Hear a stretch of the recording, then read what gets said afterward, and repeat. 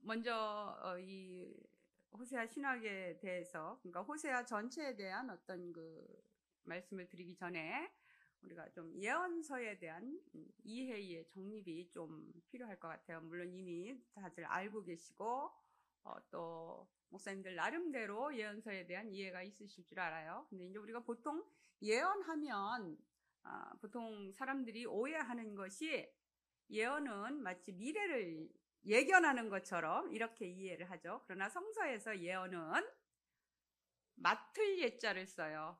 미래를 바라보는 예시의 자가 아니라, 그래서 말씀을 맡은 자예요.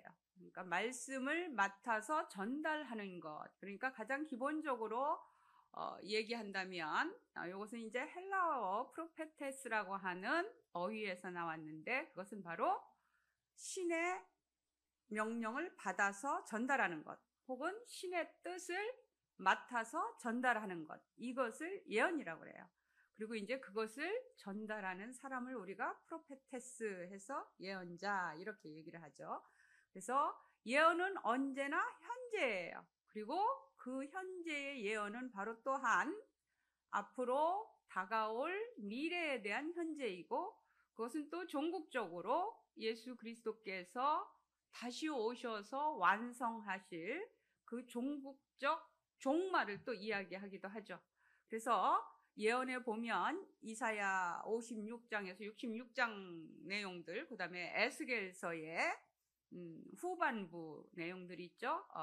35장부터 쭉 그 48장까지 시작되는 이런 부분들은 상당히 많은 묵시를 가지고 있는 것이 바로 그런 이유이죠. 요엘서도 마찬가지죠. 요엘서가 우리 성경에는 3장으로 이루어져 있지만 2장의 끝부분 5구절, 바로 종말론적으로 일어날 하나님이 끝날에 젊은이들은 꿈을 꾸고 늙은이가 환상을 보고 하는 내용들 있죠. 그리고 모든 백성이 하나님의 이름을 부르는 자들이 전부 구원을 얻을 것이라고 하는 이런 종말론적 예언이라든가, 그 다음에 이제 우리 성경에서 3장으로 이루어진 부분, 히브리 성경에서는 4장으로 이루어진 이 마지막 부분도 결국은 종말론적인 새 시대의 도래에 대해서 얘기를 해요. 그것이 이제 최종적으로 나중에 새 하늘과 새 땅, 새 예루살렘으로 귀결되는 것이 이제 요한 장로님이 보신 바로 계시록이죠. 그래서 상당히 이 예언들은 바로 현재이면서 그것은 미래의 현재이고 종국적 종말을 이야기한다, 이렇게 볼 수가 있겠습니다. 우리가 구약 성서에서 이제 예언서를 보면 우리가 역사서로 구분하는 부분이 있죠. 우리가 보통 여호수아부터 에스더서까지를 전부 역사서로 구분을 하는데, 실질적으로 히브리 성경에서는 그래서 여호수아, 사사기, 그 다음에 사무엘 상하, 열왕기 상하가 바로 전기 예언서라고 불러요.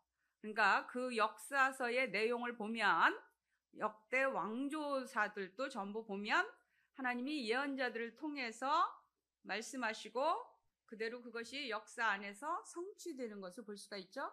그래서 히브리 성경에서는 이 부분을 전기 예언서, 그 다음에 우리가 가지고 있는 정경 예언서를 후기 예언서, 이렇게 구분하기도 하죠. 그래서 예언이라는 것은 바로 단순히 무슨 미래를 점치는 것이 아니라 하나님의 현재의 역사 속에서 하나님이 말씀하시는 바가 무엇이고 이 하나님이 주시는 시대 정신이 무엇인지 그것을 전달하는 것이 바로 예언이다. 그런데 왜 이렇게 역사서에 등장하는 예언자들을 통해서 하나님이 계속 말씀을 주시죠? 우리가 고대 시대에 고대 이스라엘 사회에서 지도력을 발휘했던 세 그룹을 볼 수가 있어요. 거기 보면 예레미야 18장 18절에 보면 바로 제사장들에게서 토라가 나오고, 거기 이제 율법이라고 나오는데, 저는 우리가 율법이라는 말을 실질적으로 구약 성서가 말하는 우리말로 번역된 율법이라는 말은, 이 토라라는 말은 우리가 그렇게 한문으로 구성되어 있는 율법이라는 이런 개념이 아니거든요. 토라는 가르침이에요. 그리고 교훈이에요. 그리고 그것은 바로 법이에요. 단순한 그런 어떤 구속력을 가지는 율법적인 요소로서의 그런 율법이 아니고 하나님이 인간에게 주신 삶의 원리로서의 법을 이야기해요. 그래서 저는 율법이란 말을 쓰지 않고 수업 시간에도 항상 그냥 토라로 그냥 음역을 해요. 그냥 히브리어 토라를 그대로 그냥 우리말로 음역해서 그냥 토라, 저는 이렇게 읽습니다. 율법이라고 써놓은 부분들을. 왜냐하면 나중에 시편 1편에 보면 이 토라는 하나님의 계시된 말씀으로서의 전체를 또 토라로 얘기해요. 그래서 거기 보면 이런 사람이 행복합니다. 바로 하나님의 야훼의 토라를, 여호와의 토라를 밤낮으로 종알종알 읊조리는 자. 이제 이 말도요, 우리가 이제 이 문법이 우리나라 말로 이제 우리 그 1933년 전에 우리 한글 문법이 개정되기 전에, 그때 여러분들 아마 이제 연세 드신 분들은 초등학교 때 기억하시면 그 생각나실 거예요. 그때 뉴욕이라는 단어를 어떻게 썼죠? 크 이렇게 썼죠. 예. 그때 한글 맞춤법이 개정되기 전에는 그렇게 다 느려서, 우리말의 음역을 달 때 외국어에 대한 표준 그 문법이 아직 완성되지 않은 상태에서 굉장히 그렇게 썼었어요. 굉장히 많이. 뭐 상테스 브루크 뭐 이런 식으로. 그러다가 이것이 이제 우리 문법이 온전하게 지금 현대의 국문법으로 우리가 이렇게 자리하게 되면서 실질적으로 이제 맞는 용어는 야훼 혹은 야외, 이렇게야 우리가 히브리어로 아도냐이라고 하는, 그렇게 이름 부르는 부분이 정확한 우리 음역이라고 할 수가 있어요. 그래서 여러분들 제가 야훼라고 했을 때 그걸 불편하지 않게 들으셨으면 좋겠습니다. 그러니까 바로 야훼의 토라. 그래서 우리가 이제 그 구약 성서에서 토라라는 말을 사용할 때는, 그래서 저희들이 이 말을 또 가르치고 이 토라라는 것을 해석해서 뭐 논문을 쓰거나 그럴 때는 항상 거기에다 각주를 달아둡니다. 여기서 제가 이 토라라는 말을 사용할 때는 처음 주어졌던 토라, 바로 우리가 십계명이라고 하는 부분이 있죠. 십계명에 뭐 한정합니다. 아니면 오경에 나와 있는 모든 법전들의, 특별히 출애굽기 21장에서 23장에 우리가 언약법전이라고 하죠. 그 다음에 레위기 19장에서 26장까지를 성결법전이다. 그 다음에 신명기 12장에서 26장을 신명기 법전이다. 이렇게 얘기를 해요. 그리고 이제 또 민수기 중간중간에 보면 뭐 피부병에 관한 규례라든가, 그다음에 6장에 보면 나시린의 법규라든가 이런 법전들이 다 나오죠. 그러니까 이런 것들을 나는 그러면은 이 토라 오경 안에서도 이렇게 법전으로 규정짓는 부분을 이 논문에서는 토라로 사용합니다. 라든가 이렇게 규정을 줘요. 아니면 이제 시편을 해석할 때는 하나님의 계시된 말씀으로서 구약 성서 전체를 저는 토라로 표기합니다. 이렇게 이제 얘기를 하죠. 그래서 바로 이 제사장들은 토라를 가르치고 토라를 보존하고 했던 그룹들이에요. 그리고 이제 바로 예언자에게서 말씀이 나오죠. 예언자들로부터 하나님의 말씀이 나와요. 근데 이제 제사장하고 예언자들의 구분이 때로는 모호할 때가 있어요. 특별히 이제 예언자 그룹들 중에 보면 왕실에서 자문 역할을 했던 예언자들이 계시고, 그 다음에 제사장들과 더불어서 토라를 통해서 하나님 앞에 예배드리는 예배를 집례할 때 제사장들의 역할은 예배를 토라의 법규를 따라서 예배를 집례하는데 초점을 맞췄다면, 예언자들은 그때 하나님 앞에 기도하면서 하나님이 그 예배를 통해서 주시는 말씀을 받아서 전달했던 자들이에요. 그러니까 나중에 정경 예언자들을 보시면 에스겔이라든가 예레미야나 스가랴 이런 분들이 바로 제사장 출신들이죠. 제사장 출신이면서 예언자로서 이렇게 소명을 받았을 때 일하셨던 것을 볼 수가 있어요. 그리고 한 그룹이 바로 현자 그룹들이에요. 지혜자 그룹. 그러니까 지금 우리가 가지고 있는 지혜서, 정경, 욥기, 전도서, 잠언서, 바로 이 잠언의 많은 훈계와 교훈들을 그의 후세대들에게 남겨준 바로 이 현자들이죠. 그래서 보면 이 교육의 방식이 조금 이렇게 분리되어 있던 걸 볼 수가 있어요.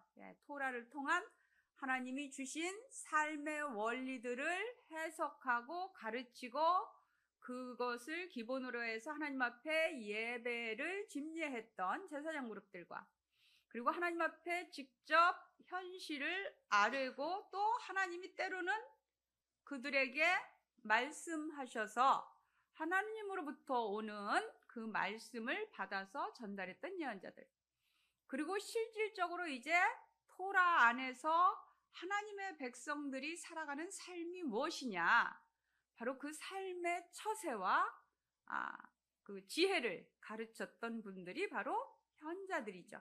그래서 이 세 그룹의 이런 그 조화로운 교육이 결국은 하나님 앞에서 하나님이 백성들이 어떻게 삶을 살아야 하는가, 그것을 말한 것이 구약 성서다, 이렇게 말할 수가 있겠습니다. 저는 특별히 성서 신학을 보는 데 있어서 신약 성서를 이제 공부하시는 분들은 신약 성서만 이렇게 공부를 하시지만 저희는 이제 또 신구약을 다 해야 돼요. 성서학을 해야 돼요. 그러다 보니까 그러면은 이 성서 신학을 조화롭게 연구하고 바라볼 수 있는 것이 뭐냐라고 했을 때 저는 큰 틀을 하나님과 하나님 백성의 관계다, 이렇게 봐요. 그래서 과연 성경에서 하나님이 어떤 분이시냐, 하나님이 누구시냐, 그리고 인간은 누구냐예요. 그래서 항상 제가 그 신학을 하든 신학을 하지 않는 다른 분야에 있는 뭐 상담학이라든가 아니면 그 사회복지에 있는 친구들 혹은 음악하는 친구들, 이제 이 친구들도 전부 개론이나 성서 이해 이런 과목들을 들어야 되니까 그들에게 한 가지, 여러분들이 다 잃어버려도 좋다, 인생을 살아가는 데 있어서 그러나 이 한 가지만 딱 머릿속에 암기하고 살아라. 그러면 여러분들이 어떤 인생을 살든 내가 어떻게 하나님 앞에서 있어야 되는지를 알게 될 것이다. 그래서 제가 웃으면서 이거 히브리어 그냥 문자를 이거 그려라. 제가 이렇게 칠판에 한번 써주고 이거 몰라도 그려. 그리고 제가 한글로 음역을 달아주고 이거 외워. 그리고 인생을 살아가는데 나중에 내 인생이 다 끝나고 하나님 앞에 갈 때까지 이 말 하나는 꼭 잊지 말아라 라고 제가 가르쳐주는 말이 바로 내 하나님 야훼 앞에서 네가 누구냐, 이 질문 하나만 가지고 살아라 라고 얘기를 해요. 어떤 상황에서든 내 하나님 야훼 앞에서 네가 누구냐, 이것만 분명하게 가지고 있으면 어떤 상황이 와도 어떤 세파에서도 흔들리지 않고 하나님 앞에서 나를 바라볼 수 있는 눈이 생길 것이다. 이제 제가 그렇게 얘기를 하는데요. 바로 오늘 제가 바라볼 이 호세아서도 바로 하나님과 하나님 백성의 관계라고 하는 이 큰 틀 안에서 제가 이 예언 말씀들을 해석해낸 것입니다. 근데 이 어찌 너를 포기하랴, 이 말씀은 제가 제목을 단 게 아니고요. 호세아 11장 9절 말씀이세요. 9절의 말씀에 보면 거기 이제 쭉 하나님께서 내가 너를 어떻게 포기하냐, 내가 너를 어떻게 놔주냐, 내가 어떻게 너를 소돔과 고모라에 있는 그 도시들 있죠, 아드마와 스보임이 나오는데 어떻게 너를 소돔과 고모라처럼 멸망하도록 너를 어떻게 놔두냐, 나는 그렇게 못한다라는 거예요. 왜냐하면 나는 너희들 한가운데 있는 거룩한 자다. 나는 인생이 아니다. 나는 인생이 아니고 바로 너희 한가운데 거하는 거룩한 자이기 때문에 나는 너희를 포기하지 못한다 라고 얘기를 해요. 그래서 저는 전체적으로 이 책에 대한, 이 책에서 제가 전부 서술해 놓은 내용을 간략하게 제가 이렇게 한 20페이지에 걸쳐서 요약을 해놨습니다. 그래서 같이 읽어가면서 제가 이렇게 설명을 하도록 그렇게 하겠습니다. 첫째 쪽에 보시면요, 호세아 예언 메시지의 핵심 주제는 하나님과 하나님 백성의 관계에 대한 이해예요. 그래서 예언자 호세아가 이해하는 하나님이 어떤 분이신지, 그리고 또 하나님의 백성은 누구인지, 하나님과 하나님 백성의 관계를 이해하기 위해서 예언 메시지의 중심 주제가 무엇인지, 그 부분을, 이 질문에 대해서 이제 답을 하려고 제가 노력을 했습니다. 호세아 예언은 야훼 하나님의 속성과 야훼 앞에서 이스라엘 백성들의 삶의 태도를 묘사하는데 은유나 지규를 사용해요. 굉장히 언어가 회화적이에요. 그래서 참 어떤 때는 혼돈스럽고 또 호세아 본문이 가지고 있는 이제 저희들끼리 하는 말이 그 은어가 있는데 깨진 부분이 있어요. 그건 바로 히브리어 원문 자체가 해석이 불가능한 많은 부분들이 있어요. 그래서 호세아서를 이렇게 해석하려면 좀 난해한 부분들이 많아요. 왜냐하면 그러면 이제 저희들이 또 다시 많은 다른 번역본들을 통해서 최대한 원문에 가깝게 그것을 다시 문장을 재구성해서 해석을 합니다. 근데 이제 특히 이렇게 호세아서는 다른 예언자들보다도 이러한 언어들을 굉장히 하나님을 하나님 이렇게 표현하지 않고 이런 상당히 그런 회화적인 언어들을 많이 사용하기 때문에 때로는 이것이 하나님을 지칭하는 건지 아니면 예언자 자신 호세아를 얘기하는 건지 아니면 하나님의 백성을 얘기하는 건지 요 주어를 잘 가려보지 않으면 혼돈되기도 해요.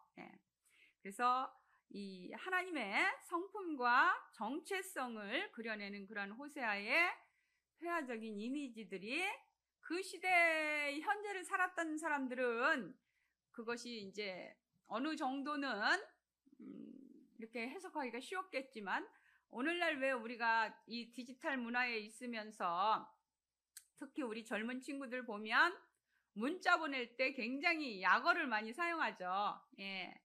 그래서 저희들이 이해하기가 힘든 많은 부분들이 있어요. 그래서 어떤 때 그 학생들이 문자를 보내면 다시 되물죠. 제가 이게 무슨 말이냐. 그런 것처럼 이 시대에 아마 이 사람들은 이런 그 예언자가 이런 용어를 썼을 때 그래도 상당 부분은 이해가 갔을 거예요. 그럼에도 불구하고 그때에 살았던 사람들조차에게도 상당히 난해한 내용이었을 것이다라는 거죠.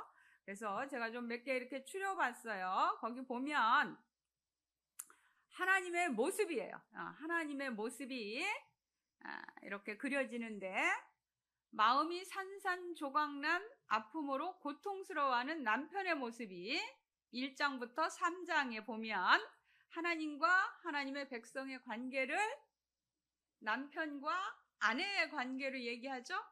근데 거기서는 남편은 굉장히 아내를 사랑하는 남편으로 나오고 아내는 상당히 이 부두덕하게 다른 남자를 찾아가는 이런 아내로 묘사가 되는 것을 볼 수가 있어요.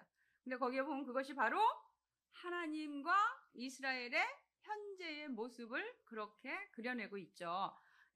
거기 그 대괄호 안에 히하고 사 쓴 것은 바로 히브리어로는 4절이에요. 히브리어 성경에서는. 그래서 호세아 부분 보면 2장 같은 경우, 그 다음에 11장 같은 경우, 12장, 이런, 그 다음에 14장 보면 이렇게 히브리 성경하고 내용은 똑같아요. 우리말 성경하고. 그런데 그것이 이렇게 구절이 약간씩 차이가 나요. 그 다음에 사자죠. 그 다음에 좀벌레, 비, 그 다음에 사냥꾼, 그 다음에 창조주, 또 부모, 그 다음에 마치 어머니처럼 아이에게 젖을 먹이는 분, 그 다음에 거룩하신 분, 그 다음에 젊은 사자, 구원자, 표범, 새끼를 잃은 암콤, 이런, 그 다음에 사계절 푸른 잎을 간직하는 상록서, 이런 굉장히 직유나 환유를 많이 사용하는 것을 볼 수가 있죠. 이러한 하나님의 성품을 품는 이미지들 속에서 보면 하나님은 항상 이렇게 치유하시고 회복하시는 그러한 내용들을 암시하고 있는 것을 볼 수가 있죠. 그리고 서로 대치되는 죄의 고발과 심판의 경고, 또 용서와 회복, 이런 것들이 그런데 호세아 전체의 내용을 담고 있는 것에서 이 수많은 그 실질적으로 보면 1장에서 3장의 내용도 보면 항상 심판을 경고하고 짧게 다시 그러나 하나님께로 돌아오면 회복시킨다는 내용이고 4장에서 11장도 보면 4장부터 10장까지가 심판에 대한 얘기예요. 그리고 11장이 회복에 대한 얘기예요. 그 다음에 다시 또 12장에서 14장도 12장, 13장이 심판을 경고하는 얘기예요. 그리고 14장에서 다시 회복을 얘기하는 거죠. 그래서 거의 아마도 5분의 4가 심판을 얘기하는 내용이에요. 그래서 아마도 이 예언서 자체가 상당히 난해한 이런 은유를 포함하고 있고 또 굉장히 시적인 표현이라서 어렵기도 하지만 아마도 또 대부분의 우리 현대의 그리스도인들이 예언서를 읽지 않는 부분은 너무 자기들 마음에 읽으면 불편한 부분들이 많죠. 요즘처럼 이렇게 어떤 그 기복주의 사상 그리고 물질적인 풍요가 하나님의 복이라고 생각하는 그런 많은 생각들을 가지고 있는 이런 그리스도인들에게 있어서는 이런 말씀이 아마 그렇게 기쁘게 들리진 않을 거예요. 그래서 그런 부분들이 오늘날 현대 성도들에게 있어서 예언서를 읽지 않고 기피하는 부분도 아마도 있을 것이다 라는 생각이 듭니다. 그런데 결국 하나님께서 이렇게 많은 예언의 기본 자체가 심판을 경고하는 것은 뭐냐면은 결국은 그 심판 경고가 목적이 아니라 하나님 앞에 돌아오라는 거예요. 돌아와라. 바로 그래서 심판을 경고하는 거죠. 이 심판은 그래서 이스라엘을 사랑하기 때문에 그들의 죄와 반역과 변절을 드러내어서 보게 하고 그리고 또 하나님이 그들을 긍휼히 여기셔서 치유하고 고치시는 것을 볼 수가 있죠. 그래서 하나님의 사랑은 아내를 사랑하는 남편처럼 자녀를 사랑하는 부모와 같이 또 환자를 사랑하는 의사의 모습으로 한 사람에 대한 굉장한 친밀한 관계를 드러내는 것을 볼 수가 있습니다. 그러니까 우리가 대부분 사람들이 인격적으로 하나님을 만나야 된다, 인격적으로 주님과 교제해야 된다 이런 이야기들을 하는데 그럼 과연 인격적으로 하나님을 만나는 것이 뭐냐? 인격적으로 예수님과 교제하는 게 뭐냐? 그것은 곧 하나님의 말씀 안에 있는 것이고 그 말씀은 곧 나와 하나님과의 관계를 이어주는 거예요. 그래서 호세아는 하나님의 사랑을 보편적이고 아주 그저 일반적이고 추상적인 그저 의미에 갇힌 것이 아니라 서로의 관계 안에서 하나님과 나의 개인적인 사랑의 교제임을 보여줍니다. 그래서 대지적으로 이스라엘의 모습은 첫사랑을 잊어버리고 지속적으로 변절을 경험하는 어리석고 고집센 상처투성이의 모습, 바로 나의 모습인 거죠. 한 개인의 모습으로 표현하는데 그 하나님 자신을 드러내는 그러한 회화적인 언어하고는 또 다르게 이렇게 이스라엘은 지속적으로 하나님에게서 떠나서 도망가고 반역하고 고집부르는 모습이에요. 그래서 간음하는 아내, 고집센 암소, 병든 환자, 막 그 욕심 탐욕으로 그 가득 찬 모습을 뜨겁게 아주 달궈진 화덕, 어리석은 비둘기, 그리고 이 먹을 수가 없는 빈대떡 이런 모습. 그다음에 막 아침 이슬 안개처럼 그저 휙 하고 사라져 버리는 모습이라든가, 뭐 타작마당에서 바람에 날아가는 쭉정이라든가, 문틈으로 새드는 연기라든가, 뭐 이런 아주 변덕스럽고 일시적이고 이러한 모습으로 그려내는 것을 볼 수가 있어요. 그래서 바로 뒤틀려지고 어그러진 관계를 이야기하죠. 그래서 처음 하나님의 경고는 내가 너를 모른다라는 거죠. 그래서 너는 내 백성이 아니다, 그죠?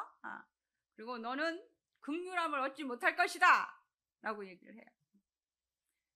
그런데 결국은 또 하나님은 너는 내 백성이고 네가 긍휼함을 입을 것이다 라고 답을 주시죠. 그것은 뭐예요? 바로 네가 나에게 돌아오라는 거예요. 돌아와라.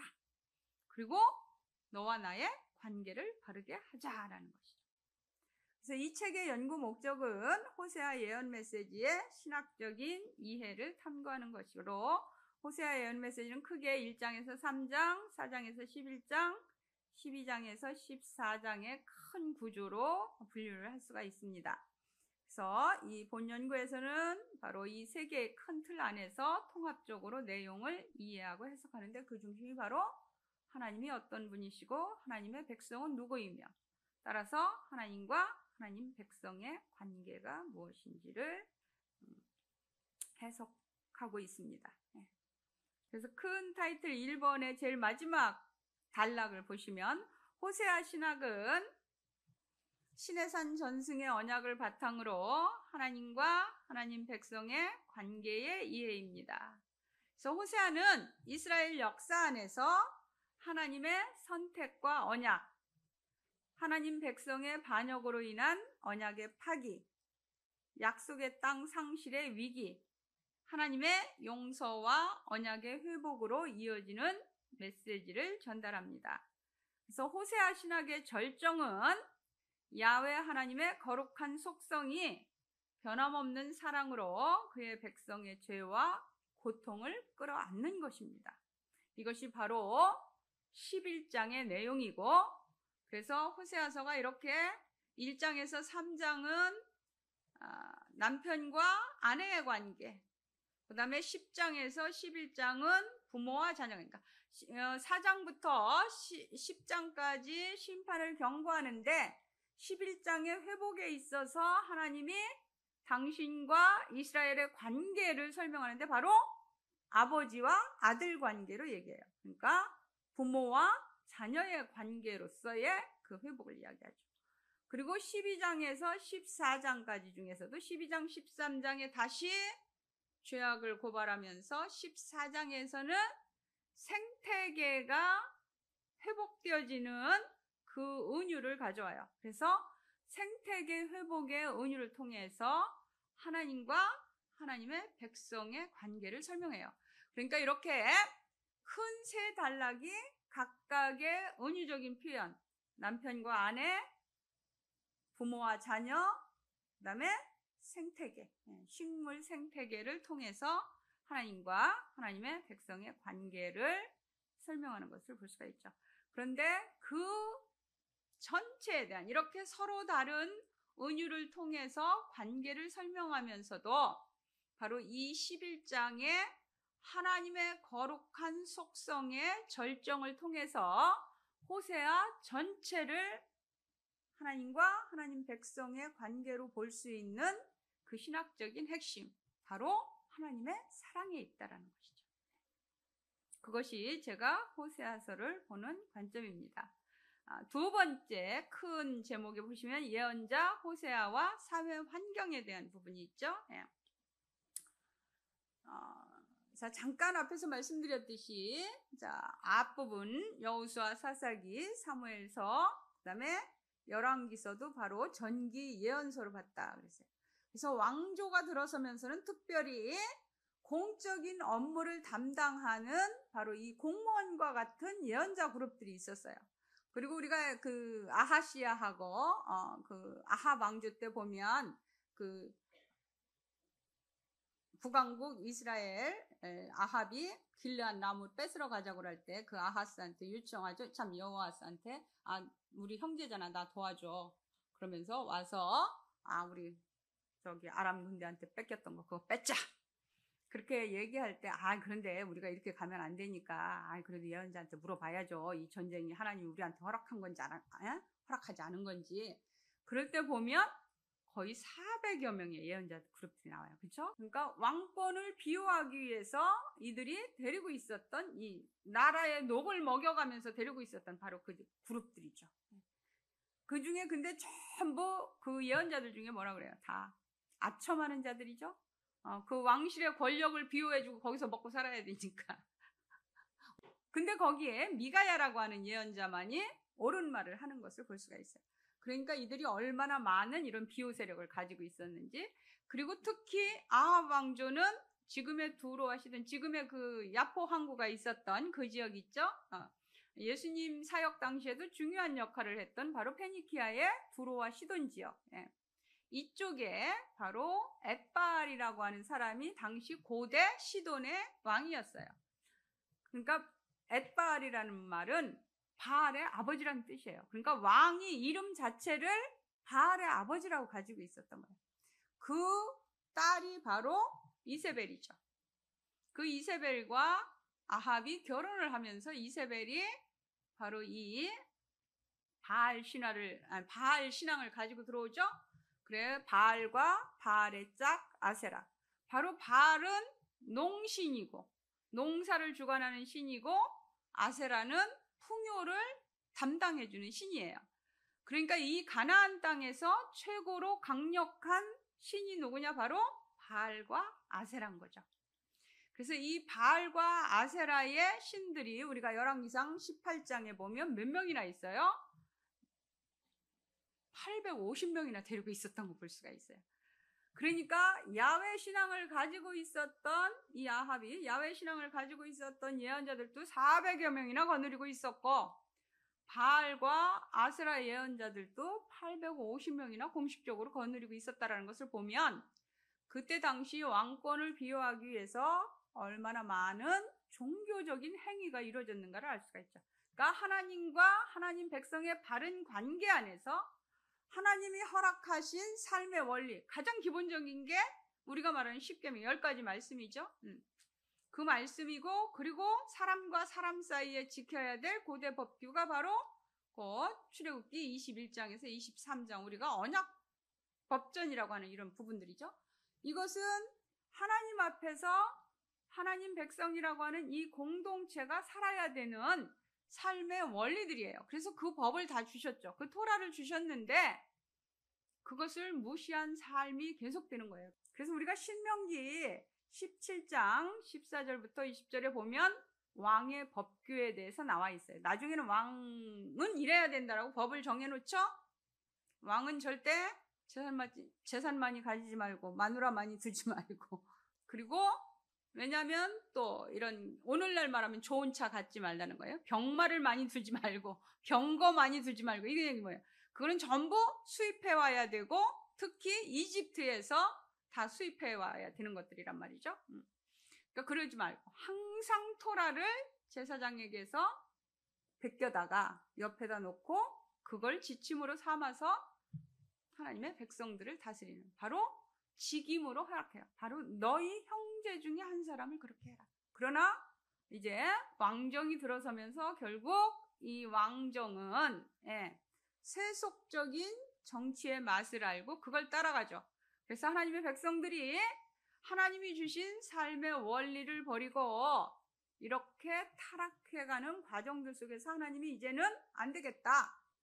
그래서 예언자들을 보내시는 거죠. 그분들이 바로 우리가 말하는 정경 예언자들이에요. 바로 우리가 오늘 이 성서 안에 그분들의 예언의 기록을 가지고 있는 분들이죠. 그래서 우리는 분량에 따라서 그 이사야는 66장이죠. 제일 큰 분량을 가지고 있고, 그 다음에 예레미야 같은 경우 52장, 그 다음에 에스겔 같은 경우 48장. 그래서 우리가 이 세 분을 대예언자다 이렇게 분류하는 거는 분량이 많기 때문에 그런 거예요. 그리고 우리가 소예언자, 작은 예언자라고 부르는 분들은 내용이 짧은 거예요. 그래서 실질적으로 히브리 성경에서는 분류가 돼 있어요. 그냥 이 12예언자, 이 12예언서는 한 두루마리 안에 다 들어가 있어요. 그냥 그래서 우리가 말하는 이렇게 아모스, 호세아, 요나, 요엘, 말라기까지 12분의 예언자들은 그냥 한 예언서, 12예언서 이렇게 한 권으로 해석이 돼요. 그래서 우리가 히브리 성경을 24권으로 분류하고, 우리 번역된 성경을 39권으로 분류되는 게 바로 그런 이유죠. 제가 사무엘서, 열왕기서 이렇게 읽은 것도 전부 그냥 한 권씩인 거예요. 예, 역대기도 한 권, 에스라 느헤미야도 한 권, 이렇게. 예. 그러다 보니까 이제 똑같은 내용이지만 권수로 따지면 그렇게 되는 거죠. 그리고 12권이 하나로 이렇게 분리가 되고. 그래서 왕권이 이렇게 쇠퇴될 때 가장 두드러지게 나타난 이 정경 예언자들을 하나님이 불러 쓰시는 그 경우. 그래서 이 직업적으로 공무원으로서의 역할을 감당했던 예언자들은 하나의 세습제였어요. 예. 아버지가 예언자면 계속 아들들도 이렇게 예언을 했죠. 그래서 왕실의 자문 역할을 했고, 그 다음에 이제 공무원 역할을 한 사람들이 바로 예배를 주관하는 예언자들이었어요. 아까도 말씀드렸듯이 제사장들이 토라의 예법을 따라 하나님 앞에 예배드리는 총체적인 것을 주관한다면 예언자들은 그 옆에서 하나님 앞에 기도하면서 받은 말씀을 전달해 주는 역할을 했어요. 그러나 그 역할이 어떻게 완전하게 구분되었다라고는 우리가 보기 힘들어요. 전체적으로 보면 제사장들과 예언자들이, 이 예배를 주관했던 예언자들이 함께 그 역할을 했던 것을 볼 수가 있죠. 그러나 좀 더 세분화시킨다면 토라를 바탕으로 그 집례를 수행했느냐, 하나님 앞에 기도하며 직접 말씀을 받았느냐, 이런 부분에서는 조금 구분이 된다라고 볼 수가 있죠. 그러나 이들이 이제 전혀 이 세 가지 요인이 나타나요. 이 정경 예언자들이 등장하기까지. 자, 그리고 이제 통일왕조를 이루고 있다가 솔로몬 때 이제 분리왕조가 이루어지죠. 이때가 약 한 922년이에요. 주전. 네. 그리고 나서 약 760년경이니까 한 180년? 그렇죠? 네. 왕조 분리 후 한 180년이 지나서 8세기 중엽, 그러니까 아모스가 예언할 때가 약 한 760년경으로 우리가 그 아모스 1장 1절 지진이 일어나기 2년 전 이렇게 그 예언이 시작되었다, 그런 것들을 이제 총체적으로 우리가 고고학적으로 이런 분석을 해보고 하면 대략 그때가 여로보암 2세가 통치하던 아마도 760년경으로 우리가 이렇게 추정을 해요. 그러나 지금처럼 이렇게 정확한 태양력을 사용할 때가 아니니까 우리가 이제 대략적인 연대를 볼 수 있는 거죠. 그때의 시대적인 상황은 완전히 토라에 대한 반역이 일어나요. 그러니까 토라에 대한, 이제 하나님의 말씀에 대한 이해가 없어요. 예. 그래서 8세기 중엽에 예언했던 바로 이 아모스, 호세아, 그 다음에 남왕국의 이사야, 미가를 보면 이들이 얼마나 하나님의 말씀을, 하나님이 주신 삶의 원리를 떠나 있었는가를 얘기하죠. 호세아가 얘기하는 거 보면 재밌어요. 10,000가지로 하나님이 다 기록했다. 그러니까 너희들이 생활하는 모든 것을 다 기록한 토라를 줬는데 너희들이 그걸 아주 이상한 것으로 여겼다. 네. 하나님의 말씀을 아주 이상한 것으로 여겼다라고 얘기하죠. 그리고 바로 지도자들의 부패와 타락이에요. 종교, 정치 지도자들. 말씀드린 것처럼 이 왕과 제사장과 예언자들이 결탁해서 기득권을 누리게 되죠. 이런 사회 현상이랍니다. 그 다음에 세 번째는 바로 종교적으로 타락해버려요. 이게 하나님과 하나님 백성의 관계는, 이거는 하나님의 형상과 모양으로 지음받은 인간이 마땅히 하나님을 경외하고 사는 것이 인생의 가장 기본이에요. 그래서 현자들도 항상 자기 자녀들을 교육할 때 제일 먼저 나오는 게 뭐예요? 하나님을 경외하는 것이 모든 삶의 기초다. 그래서 지식의 근본이다, 그렇게 얘기 나오는데, 거기서 지식은 바로 아는 것을 얘기하는 거예요. 아는 것의 가장 첫 번째 순서가 뭐냐? 그것은 하나님을 경외하는 것이다 라고 출발을 하거든요. 그것이 바로 토라의 가장 기본이에요. 인간이 하나님 앞에서 사는 기본은 뭐냐? 하나님을 경외하는 거죠. 근데 이것이 종교적으로 변해버려요. 종교적 행위가 돼버려요. 그래서 종교적 행위가 굉장히 풍성해요. 그래서 이사야 1장에 보면 뭐라고 그래요? 하나님이 아침마다 와가지고 막 흉내를 피우고 이래서 내가 골치가 아프다. 예? 그냥 내 마당만 밟을 뿐이니 오지 마. 예? 그리고 호세아 6장 1절에서 보면 뭐 난리를 피우지. 야, 야훼께로 돌아가자. 응? 우리 회개하자. 그러면서 하나님이 원하시는 것은 6장 6절에 보면 번제를 바치는 게 하나님이 원하시는 게 아니다. 희생 제물이 아니다. 뭐예요? 하나님을 아는 지식이고 바로 하나님과 너와의 관계를 지속시켜주는 헤세드의 사랑을 실천하는 것이다라고 얘기하죠. 그래서 이사야서에도 막 그 예배에 대해서 너희들이 와서 그냥 아주 나 골치 아프게 만들고 그 향내 때문에 내가 힘들고 너희들이 바치는 막 그 희생 제물 때문에 내가 역겨워. 내가 진짜로 너희들한테 원하는 예배는 뭐예요? 스스로 깨끗이 씻고 올바른 재판을 베풀고 거기 16절 17절에 보면 고아와 과부의 신원을 들어주라고 그러잖아요. 그러니까 올바르게 재판하고 약자들 돌봐주고 토라의 삶을 살 때 그것이 바른 예배다라고 얘기합니다. 물론 예언자들이 우리가 예배 드리는 이 의식 자체를 비판한 건 아니에요. 의식 자체를 없어도 된다라고 얘기한 건 아니에요. 바로 이렇게 하나님의 말씀으로 사는 삶 자체가 예배라야지 와서 다른 이방신들을 숭배하는 것처럼 종교적인 행위를 가지고 와서 그저 부자 됐다고 좋다고 막 아모스에 보면 뭐라고 그래요? 막 11조를 우리가 3일에 한 번씩 갖다 바쳐요. 그리고 막 최소에 거기 보면 근처에 11조를 바친다 그래요. 최소 11조까지 다 갖다 바쳐요. 왜냐하면 그들은 그것이 하나님이 주신 복이라고 생각해요. 하나님의 말씀은 떠나 있고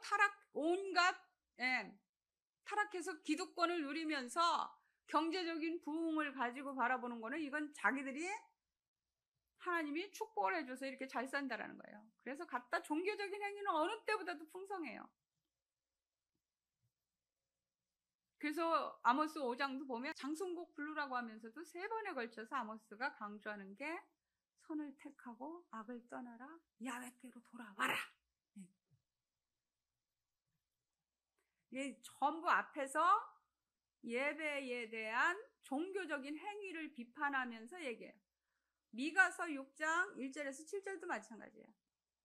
하나님과의 지속적인 관계를 유지해주는 그 헤세드를 사랑하고 공의를 실천하고 하나님과 손잡고 겸손하게 걷는 것, 그것이 참된 예배다.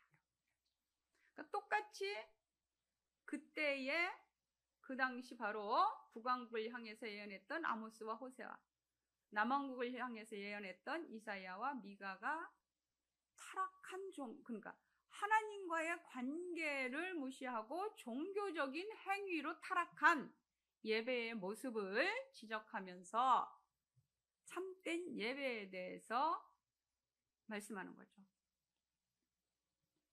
그때 이제 대표적으로 이때 이제 요 8세기 중엽의 요 상황들을 보면 특별히 이제 요 북왕국의 상황을 보면요. 우리가 이제 약 주전 922년에 이렇게 남북이 왕조가 분리됐다고 그랬죠. 그리고 결국 722년 아시리아의 살만에셀 5세 때 다시 마지막 왕 북왕국 호세아가 아시리아를 배반하면서 들어와서 721년 이제 사르곤 2세 때 결국은 사마리아 완전히 접수해버리죠. 그 상황이 벌어지기까지 거의 200년이에요. 그렇죠? 922년에서 주전 721년이니까 200년 역사 속에서 19왕조예요. 북왕조가. 근데 역사가는 이 19왕조 누구도 하나님 앞에 바른 왕이 없었다라고 얘기해요. 그래도 남왕조는 나중에 한 150년을 더 가죠. 587년에 이제 멸망하니까요. 바빌로니아에 의해서. 그러면서 거기도 20왕조예요. 20왕조 동안 그래도 한 6왕들이 좀 선한 왕으로 이렇게 좀 칭찬을 받죠. 물론 그들도 외국의 무력을 의존하고 하는 것들에 대해서는 비판을 받지만 그러니까 히스기야가 그렇게 훌륭한 그런 개혁과 더불어서 야훼 신앙 안에서 우리 목사님들 그 가서 보셨죠? 예루살렘에 다녀오신 분들은 아마 그 히스기야 터널 다 지나 보셨을 거예요. 예. 그 터널을 만들면서까지 아시리아에서 정치적인 독립과 더불어서 종교적으로 완전히 경제적으로 독립해서 정말 야훼 신앙 안에서 회복하려고 하는 그 노력을 얼마나 했던지를 우리가 알 수가 있죠. 그럼에도 불구하고 나중에는 도저히 안 되니까 이집트에게 군사적인 요청을 하는 것을 볼 수가 있어요. 그래서 이사야 30장, 31장에 보면 이사야가 그 부분에 대해서 히스기야를 아주 통렬히 비판하죠. 네. 그러니까 어떤 왕들도 완벽하게 온전할 수는 없는 거예요. 다만 이제 요시야 왕만이 보면 열왕기에서도 마찬가지고 역대기에서도 마찬가지고 요시야 왕에 대해서는 모세 이후로 전에도 그 후에도 이런 왕이 없었다라고 칭찬하는 것을 보긴 할 수가 있어요. 그러나 이제 이 8세기 중엽 바로 이 760년에서 이제 멸망하기까지 721년 요 사이에 북왕조는 아주 정치적으로 혼란을 경험하죠. 북왕조는 처음에 시작될 때부터 그래요. 왜냐하면 우리가 사무엘하 7장에서 다윗에게 약속해준 하나님의 그 왕조의 약속처럼 남왕조는 계속 그 다윗의 혈통을 이어가는 왕조가 들어서는 것을 볼 수가 있어요. 물론 뭐 아달랴가 그 왕위 찬탈을 하는 그런 쿠데타가 일어나기도 했고, 나중에 아달랴를 축출하는 이런 불미스러운 일도 있고, 그 다음에 나중에 므낫세의 그 아들 아몬을 살해하는 이런 사건도 있기는 있지만, 이렇게 북왕국처럼 완전히 왕위 찬탈을 위해서 쿠데타를 일으키는 경우는 없어요. 그런데 북왕국은 이제 여로보암 1세, 바로 솔로몬의 신하였죠. 그 솔로몬의 신하가 이제 이 갈라진 10지파를 가지고 북왕국을 분리해 나오면서 한 20여 년 동안 그래도 잘 통치를 해요. 근데 그 아들 나답이 왕이 되자마자 왕위 찬탈이 일어나죠. 그 아들이 살해당하고 왕위에 올라요. 그리고 나서 또 시므리라고 하는 사람이 다시 또 왕위 찬탈 사건을 벌리면서 완전히 회오리바람이 불죠. 그래서 오므리하고 디브니하고 시므리 3파전이 일어나요. 근데 시므리는 천일 7일로 끝나죠. 자기 스스로 목숨을 끊고, 그리고 이제 디브니하고 바로 이 오므리하고 한 6개월을 대결을 하다가 결국은 오므리가 승리를 해요. 백성들이 오므리를 선택하죠. 그게 바로 아합의 아버지예요. 그래서 이 오므리 왕조가 아합에서 여호람까지 4대를 통치하는데 약 34년을 통치해요. 그런데 아이러니한 것은 이때 가장 강력한 북왕국의 기초를 놔요. 왜 그래요? 하나님의 말씀은 떠났는데 그들이 세속 정치화하고 세속의 경제와 손을 잡으니까 잠깐은 그렇게 확 일어난 거예요. 바로 엣발, 시돈의 왕 엣발의 딸 이세벨과 정략 결혼을 하면서 시돈과 함께 국제 혈맹 관계를 형성을 하면서 북왕조는 완전히, 그리고 이제 바로 에브라임 지파가 분배받은 땅, 바로 세메를 사가지고 거기다 왕궁을 건설해서 바로 북왕국의 수도는 이제 사마리아가 되는 거예요. 그리고 그 아합과 이세벨이 세속적인 정치 쪽에서는 굉장히 성공을 거둬서 아주 강력한 왕조를 이루죠. 그러나 이세벨의 그 잘못된 욕심이 아까 신 교수님 말씀하셨듯이 바로 기업, 하나님이 주신 기업을 탐낸 것 때문에 나봇의 포도원을 빼앗으면 그것으로 인해서 결국은 나중에 멸망을 하는데, 아합은 그걸 듣고 그래도 회개하죠. 그래서 하나님이 그럼 네 대에는 용서해 주마. 그러나 네 자식들이 잘못했을 경우는 용서하지 않는다. 그리고 결국은 그것이 이제 예후가 다시 왕권을 찬탈하는 이 사건이 일어나요. 바로 그때의 역사적인 사건을 지적하는 게 바로 호세아 1장이에요. 그러면서 예후가 찬탈해서 나중에 예후 5대손 스가랴까지 약 92년 통치해요. 그러니까 실질적으로 북왕국은 여로보암 1세가 처음 북왕조를 시조가 되면서 약 한 20년, 그 다음에 아합 왕조가 약 34년, 그 다음에 이 예후 왕조가 약 92년. 요 때를, 그러니까 이 140년을 빼놓고는 이 200년 역사 속에서 완전히 왕위 찬탈로 그야말로 피비린내 나는 계속 쿠데타가 일어나죠. 특별히 이 호세아가 예언할 때 무나엠부터 마지막 왕 호시아까지 25년 동안에 쿠데타가 4번이 일어나요. 그러니 이때 정치적인 상황이 얼마나, 그래서 보면 7장, 8장에 보면 하나님이 그렇게 말씀하시죠. 이 정치 지도자들이 밤새도록 술 파티를 벌이고 아주 그냥 탐욕에 가득 차가지고 화덕처럼 뜨거워져가지고 있다가 아침에 보면 내가 알지도 못하는 자가 왕이 되어 있다. 응? 그런데 어느 하나 나에게 기도하는 사람 하나 없었다. 그래서 이때 바로 이 여로보암이 북왕국을 통치할 때 약 한 40여 년 통치해요. 주전 약 786년에서 46년. 그 다음에 남왕조는 바로 우시아가 바로 이 약 한 783년에서 42년, 바로 우시아가 죽던 해에 이사야가 소명받죠. 이사야 6장에 보면. 그러니까 바로 이때 약 한 40여 년, 비슷한 시기에 40여 년 굉장히 오랜 기간 통치를 하면서 이때를 그래서 우리가 제2부흥기다 이런 얘기를 해요.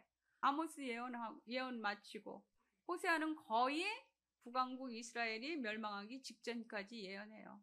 그러니까 결국 한 세대 만에 멸망하는 거예요. 그 한 세대 만에 그 멸망에 대해서 그렇게 낙관론을 펴고 감히 우리한테 멸망하려고 하냐, 우리는 지금 이렇게 잘 살고 있는데 라고 얘기를 하는 거죠.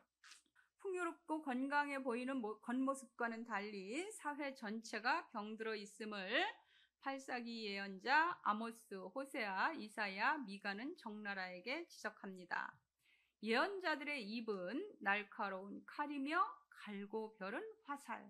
자, 이사야는 바로 예언자들을 그렇게 표현을 해요. 하나님의 말씀을 맡아서 전하는 자들, 예언자들의 입은 바로 갈고 벼른 화살이다. 이렇게. 야훼의 말씀을 하나님 백성에게 던져주죠. 그래서 주전 8세기 경제부흥은 사회적으로, 도덕적으로, 윤리적으로, 종교적으로 파기된 하나님과 하나님 백성의 관계 위에 잠깐 어둠을 덮었던 빛이었던 것을 볼 수가 있죠. 그래서 당시 기득권자들에게는 토지 착취, 부당한 상거래, 빚진 사람들과 가난한 사람들에 대한 학대로 불이한 재물을 얻었던 걸 볼 수가 있어요. 그래서 보면 아모스도 뭐라 그래요? 저울추, 미가도 마찬가지, 전부 거짓 저울추를 주머니에다 넣고 바꿔치기 하는 거 얘기하고, 바로 또 호세아는 사기꾼이다 이렇게 얘기해요. 이스라엘은 사기꾼과 같아가지고 저울론 꿈을 속인다라고 얘기하죠. 불이한 재물로 부자들은 부동산 투기를 하고 호화주택을 건축하였고 파티를 즐기고, 거기 그 예문 적어놓은 거 한 번씩 찾아서 한번 읽어보세요. 그 다음에 재판에서는 공평한 판결이 이루어지지 않고 뇌물이 선을 악으로, 악을 선으로 갚게 되는. 그래서 경제 질서는 무너지고 상거래는 부자들의 속임수로 불공정하게 이루어지고, 이것이 불이한 재물을 모으는 수단이 되고, 이러한 삶의 행동은 전부 법적으로 금지된 명령들이죠.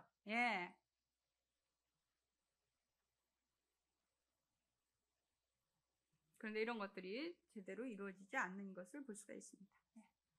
그래서 세 번째, 이 호세아서 전체의 분문 구조와 내용을 좀 간단하게 살펴보도록 하겠습니다.